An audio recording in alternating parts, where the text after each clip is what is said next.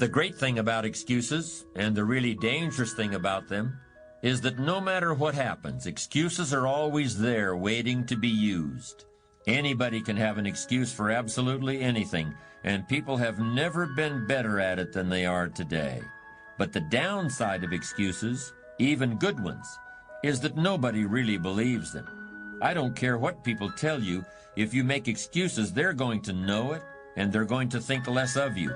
But if you refuse to rely on excuses, people are going to know that too, and they'll admire you for it. This is especially true in business. One of the classic examples happened about 15 years ago.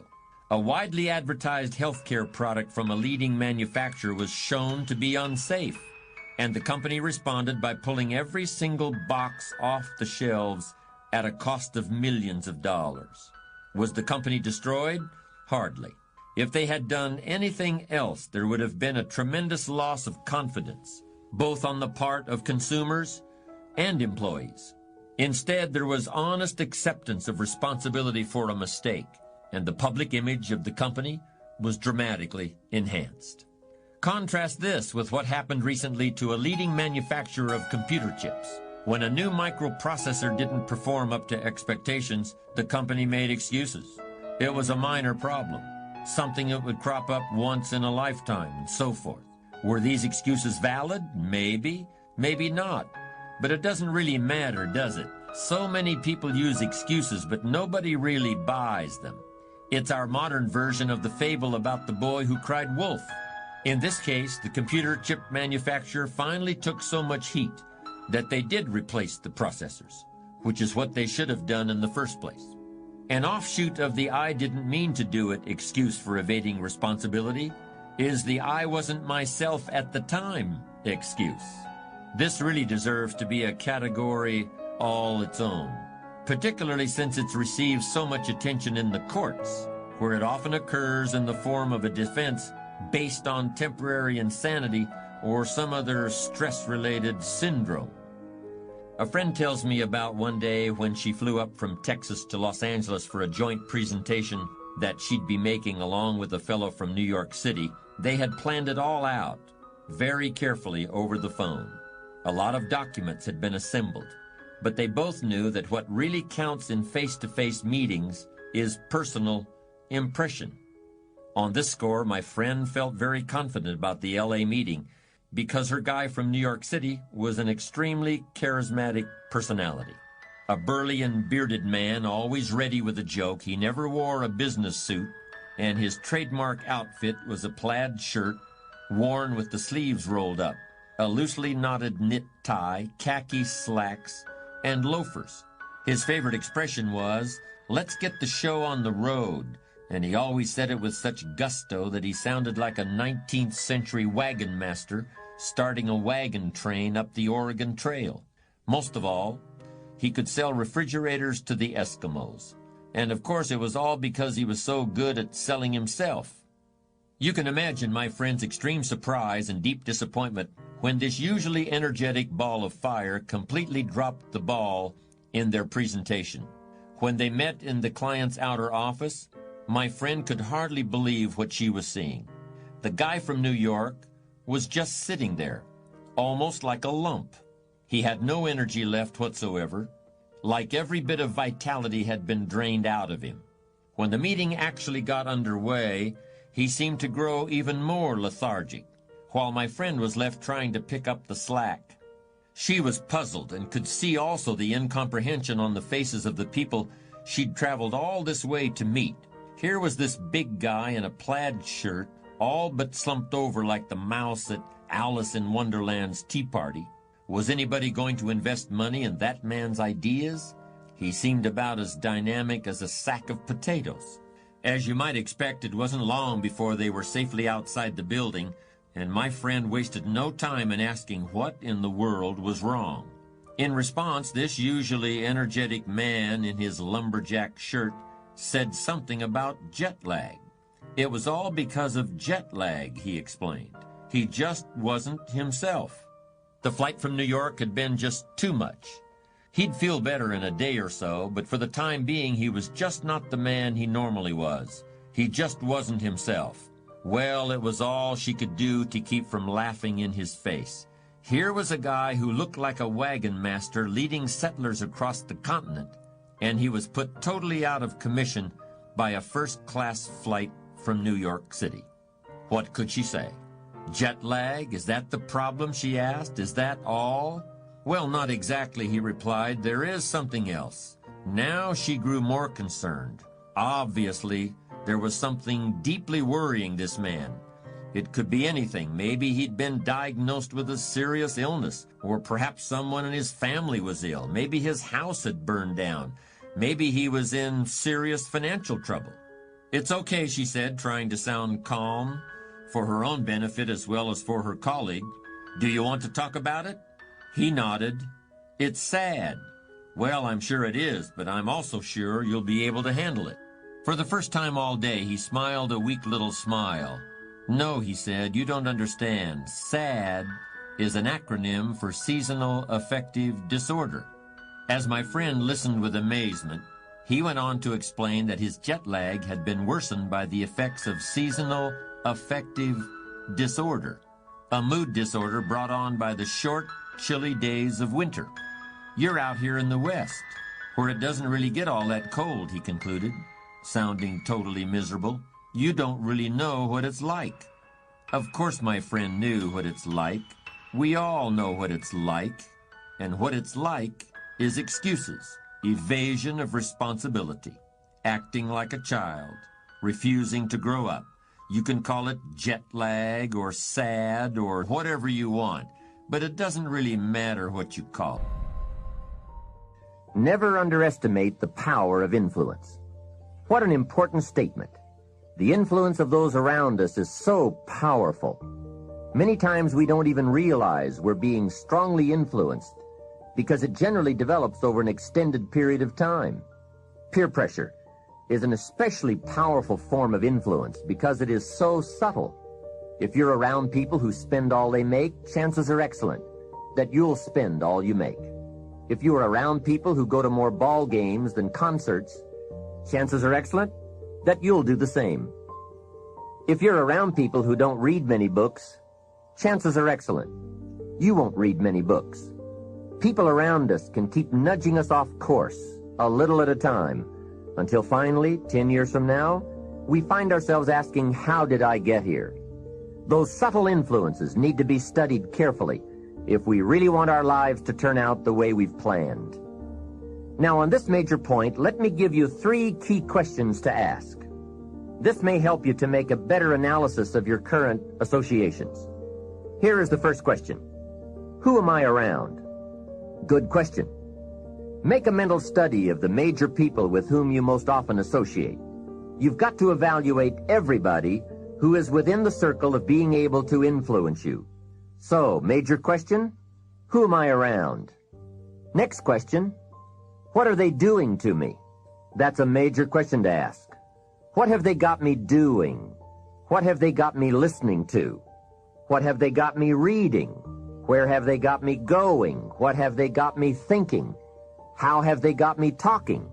And how have they got me feeling? What have they got me saying? You've just got to make a serious study of how others are influencing you, both negatively and positively. Now, maybe the influence of all those around you is okay, but just ask yourself. It doesn't hurt to ask. Who am I around, and what are they doing to me? Now, here's the final question. Is that okay? Maybe the people you associate with and their collective influence is okay, but then again, maybe it's not. All I'm suggesting here is that you take a close and objective look. Everything is worth a second look, especially the power of influence. Positive influence can have an incredible effect on your life, but so can negative influence. Both will take you somewhere, but only one will take you in the direction you truly wish to go. It's so easy just to dismiss the things that influence our lives. The man says, I live here, but I don't think it matters. I'm around these people, but I don't think it hurts. I would take another look at that. I've got a good phrase for you. Everything matters. Now, sure, some things matter more than others, but everything matters. Everything weighs something. So you've got to keep checking to find out whether associations are tipping the scales toward the positive or toward the negative. It doesn't hurt to look, right? Ignorance is never the best policy. Finding out is the best policy. Remember, part of the purpose of this program is to get us to say, the days of kidding myself are over. I really want to know what I have become and what I am becoming. I want to know where my strengths and my weaknesses lie. What has power over me? What's influencing me? What have I allowed to affect my life? Perhaps you've heard the story of the little bird. He had his wing over his eye and he was crying. The owl said to the little bird, "You're crying." "Yes," said the little bird, and he pulled his wing away from his eye. "Oh, I see," said the owl. "You're crying because the big bird pecked out your eye." And the little bird said, "No, I'm not crying because the big bird pecked out my eye. I'm crying because I let him." Hey, it's easy to let influences shape our lives, to let associations determine our direction, to let persuasions overwhelm us, to let tides take us, to let pressures make us. The big question is, are we letting ourselves become what we wish to become? In this most important subject of association, here are some actions you may want to take. First, disassociation. You may, after a study of those 3 questions, who am I around, what are they doing to me, and is that okay, you may come to the serious conclusion that there are some people you just have to break away from. I'm not saying that it's an easy step to take, and it's not to be taken lightly. However, I am saying it may be an essential task. You may just have to make that hard choice not to let certain negative influences affect you anymore. Remember, it could be a choice that saves the quality of your life. The second action you may want to take is limited association. It could well be that you are spending too much time in a certain area of your life with a certain group of people. It's easy to put time and effort in the wrong place. The guy spends 3 hours at the ball game and 30 minutes listening to the sermon. See, that's called out of balance. 30 minutes for spirituality, 3 hours for entertainment.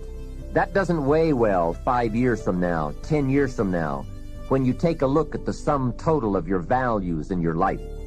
Here's one of the easy ways to end up with a mediocre average life: spending major time on minor things. Sophisticated people learn to weigh everything before they spend time or money.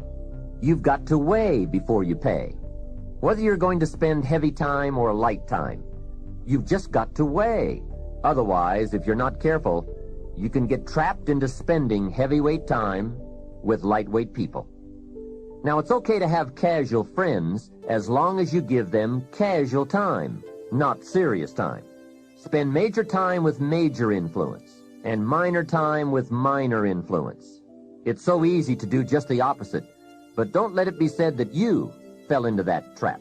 So maybe all you need to do to change some of the influences in your life is not to eliminate them, but merely limit them.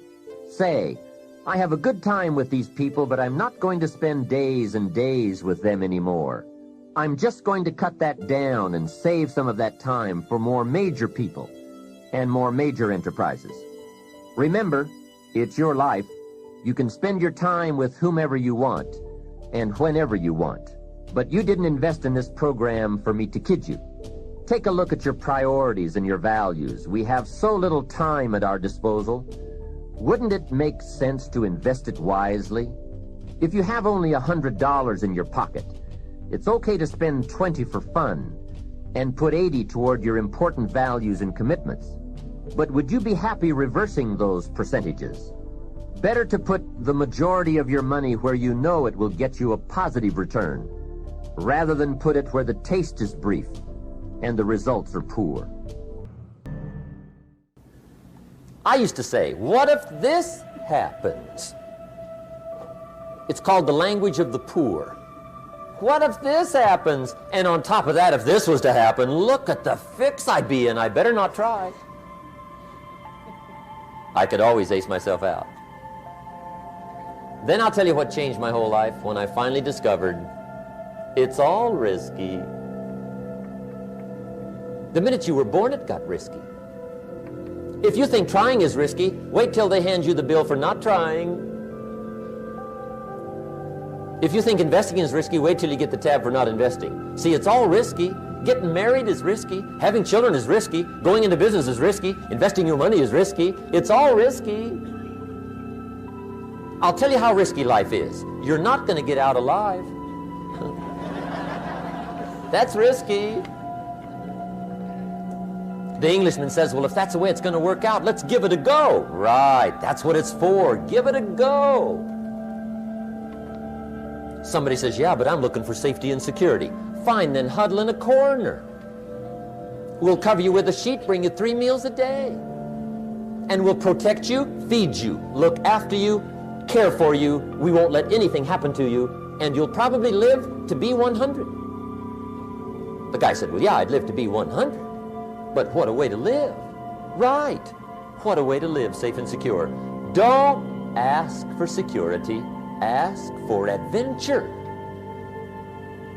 Better to live 30 years full of adventure than 100 years safe in the corner. And see, it's not important how long you live. What's important is how you live.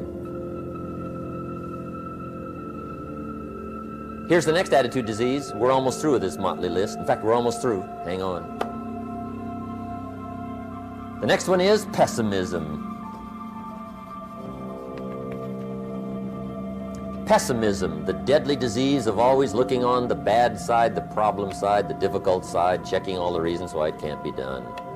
The poor pessimist leads an ugly life. He doesn't try to figure out what's right. He tries to figure out what's wrong. He doesn't look for virtue. He looks for faults. And when he finds them, he's delighted. How ugly. This is the poor guy who looks through the window, doesn't see the sunset. He sees the specks on the window.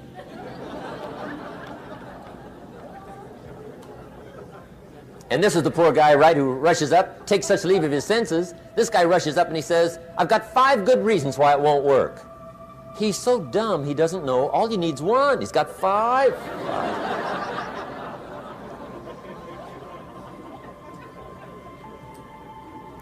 To the pessimist, the glass is always half empty. To the optimist, the glass is half full. Why would the same measure affect people 2 different ways? Answer, it all depends on how you look at it. Our lives are mostly affected by the way we think things are, not the way they are. The way we think they are affects us most. There's a subject we don't have time to get into tonight called better thinking habits. One of the major things Shove taught me when I met him, he said, poor thinking habits keeps most people poor. Not poor working habits. Most people work hard, but they don't think hard. And Shove taught me that the mind is like a factory, a mental factory. And whatever you think about all day long pours ingredients into this mental factory. And that's what builds the economic, social, financial fabric of your life. He quoted me a Bible phrase that says, as you think, so you become. How awesome. When he talked about poor thinking habits, he had me. I used to start the day reading the morning newspaper. I mean, you can believe that or not. I'd get a cup of coffee and read the paper. I'd load up on wars and riots and murders and stabbings and killings and bank robberies and muggings and car wrecks and tragedies. I'd even read the back pages. I seem to like that stuff for some weird reason. I'd load up on all that, and then I'd start the day. You can imagine the kind of days I used to have. You walk around on your financial knees. They call you economic peewee.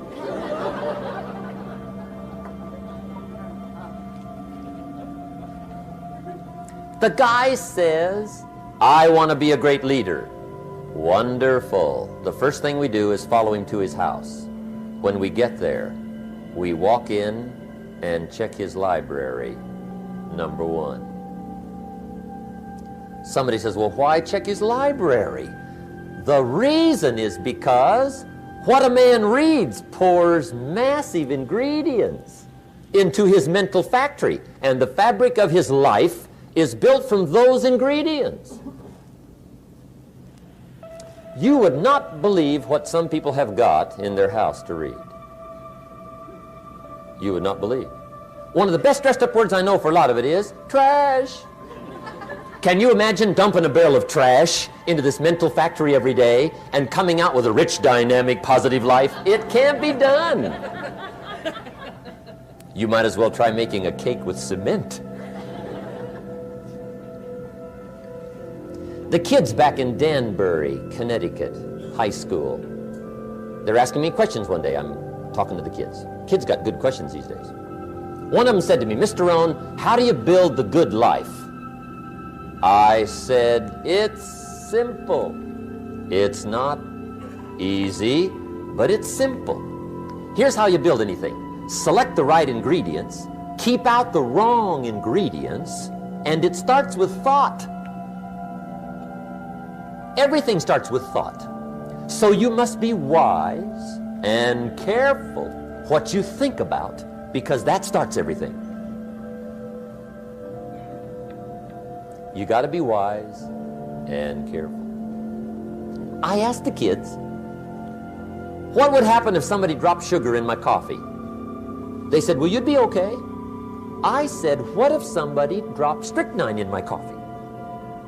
They said, well, you'd be dead. I said, correct. Lesson 1. Life is both sugar and strychnine. You gotta be careful. I said, what if my worst enemy drops in the sugar? They said, will you be okay? I said, what if my best friend, even by accident, drops in the strychnine? They said, well, you'd be dead. I said, correct. Lesson 2, watch your coffee.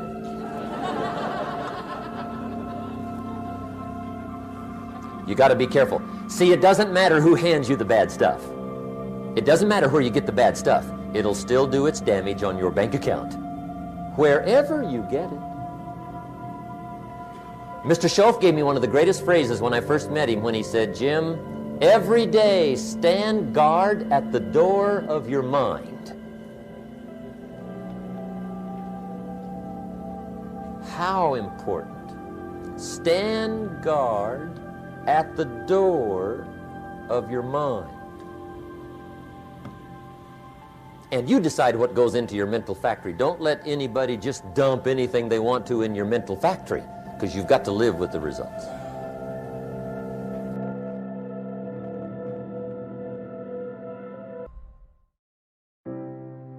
Old Testament gives us a view of some people who lived to be 500, 600, 700, 800, 900 years old.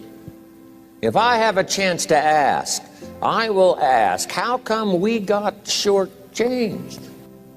Wouldn't that be a good question if you had a chance to ask? Imagine 700, 800, 900 years to watch generation after generation after generation after generation stay healthy and well. I mean, you gotta be healthy to make it to 900. You gotta take your vitamins. I'm pushing the Bible, I'm pushing vitamins, I'm doing good today. So, the key is time is precious. Now let me give you Bill Bailey's description of time. Life is not just the passing of time. Life is not just the passing of time. Life is a collection of experiences, their frequency and their intensity. Life is not just watching the clock tick away. Life is a collection of experiences, their intensity, their frequency. When my friend Mark died at age 44, someone says, that's young to die. But what if he lived 4 lifetimes in one? It might not be too young. So here's whatever the span of your life turns out to be, here's what you want to fill it up with: experiences and the intensity of those experiences. Talk about the management of time. Here's one of the best ones we covered earlier. When should you start building this hotel? Answer: as soon as you have it finished. Now jot this one down on time management. When should you start the day? As soon as you have it finished. Plan the day the best you can. leaving plenty of room for improvising and surprises and all the stuff that happens during the course of the day. But if you've planned a good, productive day, now you start that day, you can't believe how much more valuable your time will be. Don't start the day until you have it finished. Now here's the next one. Don't start the week until you've had it finished. Now to lay out a week is a pretty good challenge. Next, don't start the month until you have it finished. The places to go and the people to see and the productivity and the sales and the customers and the development and all the rest of what you want to accomplish during the course of 30 days. Don't start the month till it's finished. And then here's the big one. This is really challenging. Don't start the year until you have it finished. To the best of your ability. It can't be finished like minute by minute. But in terms of the sweep of what you want to accomplish in the year 2002, make sure that that's set and ready to go by the time January 1st rolls around. And it might get all upset, it might get torn up and you do a new one. You make so much progress the first 90 days that now you've multiplied it all by 2, by 3. Because that happened to me. I thought, wow, this is going to be a great year. By the time I'd finished the 3rd month, I'm rolling, I'm soaring. So many things are happening, I revised my whole year's plan. Okay. Now, jot this down. Approaches to the management of time. Here's the first one. Ignore the subject. I mean, that's good advice. Don't let anything overly bug you. Because remember now, you don't have to do anything. Someone says, well, I got to get a handle on my time. The answer is no, you don't. If you want to let it all go, you can let it all go. I mean, this is good advice. Somebody says, you ought, you ought, you ought. Jot this down. Ignore all the you oughts or you should. Only if they're giving general information. We should. It's better to say if you're teaching, we should. Not you should, we should. Then you let me listen in without it being too confrontational. If everyone did this, see, that'd be great. And then you give a person a chance to choose to do it or not to do it. But when you start the you ought, now see if I don't, now see we got some tension and maybe some problems. So you oughts seem to always create problems. When you're talking to your kids, you say, no, if kids would do this, not always saying if you did this, life would be better. But if kids did this, life would be better. It's like making a little talk and letting them listen in. And then it's a little less confrontational. It gives us a choice. In one of my seminars, here's what I teach.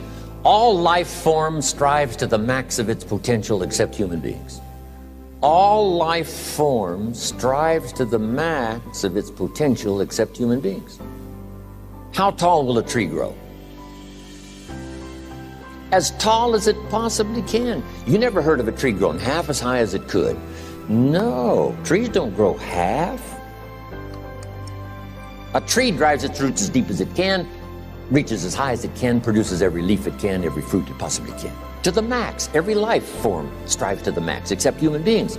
Now, why not human beings? Jot this down. You've been given the dignity of choice. You're not a robot. You don't have to repeat this year the same as last year. You can tear up last year's plan, develop a new plan. So, the dignity of being a human being. Now, here's the choice on being a human being. To be part of all we were meant to be, or to be all. To strive for all, or half, or part, or some. The choice is up to you. To develop 1 skill or 10 skills. Someone says, well, I'd be happy with just 1 more language. Well, some say, hey, I'm going to learn 6 or 7. And this is all a matter of choice. And when someone says, no, you ought to learn 4, you've got to resist all that. Because this is personal dignity. And you don't want to destroy someone's dignity by doing all the oughts, and then they feel reluctant to do it. Now we've got problems. So if you want to, just ignore this subject on time management. Now here's the next one. Step down to something easier. The guy's in sales, and he says, oh, I want to own the company. Finally owns the company. Now he's got no time to play golf. He said, when I was in sales, I was making big money playing golf 3 days a week. Heck with this owning something. Heck with managing. My life was never my own after I started to manage. I'm going back to sales. See, this is the key. If you're getting too pressed, you might consider stepping down to something with a little easier time pressure.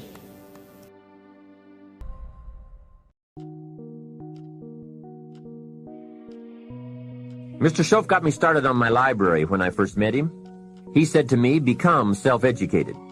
Standard education will get you standard results. Check those numbers and see if that's what you want. And if it isn't, if you want something better than standard, you must become self-educated. So I went to work on my library, and I now have one of the best. Schoaf recommended a couple of books in particular to get me started. But the first book Mr. Schoaf told me to get was the book Think and Grow Rich by Napoleon Hill. If you don't already have it, it's a great one to add to your library. Earl Nightingale has put it on cassette.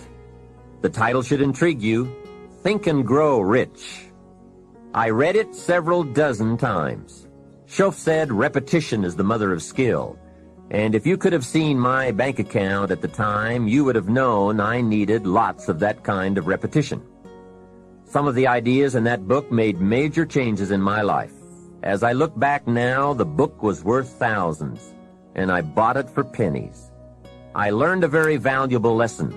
There can be a great deal of difference between cost and value.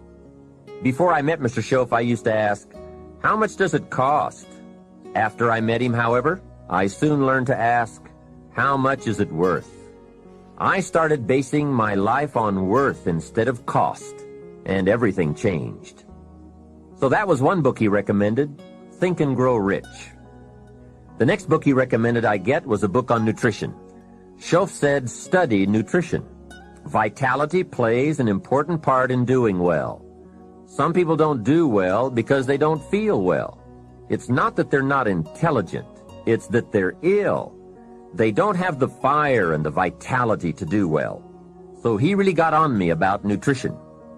Now, some of those health books are a bit weird, but you can separate out the weird stuff. There are cassettes on nutrition, too. Remember, don't be a follower, be a student. Someone says, I read this book. Should I follow? And the answer is no. Read at least 2 books and make up your own mind. Don't be a follower, be a student. So take care of yourself. There's a Bible phrase that says, many times the spirit is willing, but the body's weak. So you have to work on both. You wake up in the morning and the mind says, let's go get 'em. And the body says, I can't even get out of bed. So work on your health. A person's library of books and cassettes reveals his or her most dominant desires. It's interesting to walk into someone's house and browse through the library. What does your library say about you? So read all the books. Now here's good news. You don't have to read them all at once. Try this, 2 books a week. In 10 years is 1,000 books. If you read 1,000 books in the next 10 years, do you think they would greatly influence all the dimensions of your life? The answer is, of course. Well, here's what's exciting. It's only 2 books a week. However, I would suggest if you haven't read 2 books a week for the last 10 years, you are about 1,000 books behind. Can you imagine the incredible disadvantage it will be 10 years from now to stride into the marketplace 1,000 books behind? For some confrontations, you won't be a match. And for some opportunities, your knowledge will be too lacking. For some values, your philosophy will be too shallow. Missing skills, missing knowledge, missing insights, missing values, missing lifestyle. It could happen if you don't read the books. Remember, the book you don't read won't help. You can't read too many books, but you can read too few. Now, the next way to learn from others is to listen. Become a great listener. Get around successful people and listen. Listen to what they say, and listen to how they say it. There is something to be said for style as well as content. And never has listening to successful people been easier or less costly than it is today. With cassettes like the one you're listening to now, you can own cassette programs by and about the most successful people in any field. And you can listen to their ideas while you do something else. While driving your car, exercising, getting dressed in the morning, anytime. Listen over and over again until their ideas become your ideas, their inspiration your inspiration. A lot of the books you're anxious to read, such as Think and Grow Rich, have been condensed and narrated on cassette. Your cassette library of great authors and ideas can be the investment with the greatest return of all. Great cassettes will do more than teach you great ideas. They'll also remind you of the important things you already know but sometimes forget. They'll lift your spirit. They'll keep your mind on what's important, on your goal and how you can achieve it. And what a modest investment for the seeds of fortune. Ideas well written, well spoken, well received, well learned, and well invested can be your driving life force for wealth and happiness. Here's another way to succeed by listening. Choose a really successful person and take him or her out to dinner and listen. Ask questions and listen. If a man is poor, he can really help himself by taking a rich person out to dinner and listening. See, if you get someone successful to eat and talk for 2 hours, he or she may drop ideas in your lap that could change your life. Multiply your income by 2, by 3, by 5. But you're right. Poor people don't usually take rich people out to dinner. That's the problem. The man says if he's rich, let him buy his own dinner. I'm not coming up with any money. And besides, if you worked where I work, by the time you struggle home, it's late. You've got to have a bite to eat, watch a little TV, and get to bed. You can't spend all that time trying to find a rich man to feed. And this man's behind on his installment payments. Behind. He's a good worker, hard worker, sincere. But remember, you can work hard and be sincere all your life and wind up broke and unhappy. You've got to be better than a good worker. You've got to be a good listener. The third way to learn from others is to observe. Watch what successful people do. Here's why. Success leaves clues. Pursue it with high expectations. Spend the money and time and the effort. They're all investments, time, effort, and money. But the payoff is so great, it's hard to compare the cost to the reward. First is the money, and it does take some money. I have a great suggestion for the cassettes and the books and the lectures, the seminars, and the videos you need for a constant flow of ideas and inspiration. Set up an educational fund. Take a portion of your income each month and set it aside to invest in all the means of the search for knowledge. Remember, the best money spent is the money spent to cultivate the genius of your own mind and spirit. Make sure you don't spend more for accommodation than you do for education. The money, small price. The promise, unlimited potential. Next is the time. That is a valuable expenditure. I understand that. To ask people for their money, that's one thing, but to ask them for their time, that's a major request. But I don't know any shortcuts to this. It takes time, precious time. The time you spend is that much less time you have to spend. You can get more money, but you can't get more time. However, life has a unique way of rewarding high investment with high return. This major investment you're making now, listening, could be that small fine-tuning you need for major accomplishment. And last, the investment in effort. There is a great deal of difference in casual listening and serious listening. Listening to know, listening to learn, listening that opens up the whole mental and spiritual process is truly an investment in effort. Bringing heavy attention to bear, that takes effort. A mental rifle shot to strike the idea target. That takes a great deal of concentrated effort. However, this effort, high-gear mental machinery, is the effort investment that opens the floodgates where ideas can work their magic for you in the marketplace. I guess it is a lifetime project, seeing what you can become. Personal development is truly the key to the good life. You see, what you become is far more important than what you get. The most important question to ask on the job is not, what am I getting? The most important question is, what am I becoming? However, it is also true that what you become directly influences what you get. Most of what we have attracted by the person we have become. So here's the great challenge of life. You can have more than you've got because you can become more than you are. That is the great focus of attention for life change. Now, on the other side of the coin, it reads, unless you change how you are, you'll always have what you've got.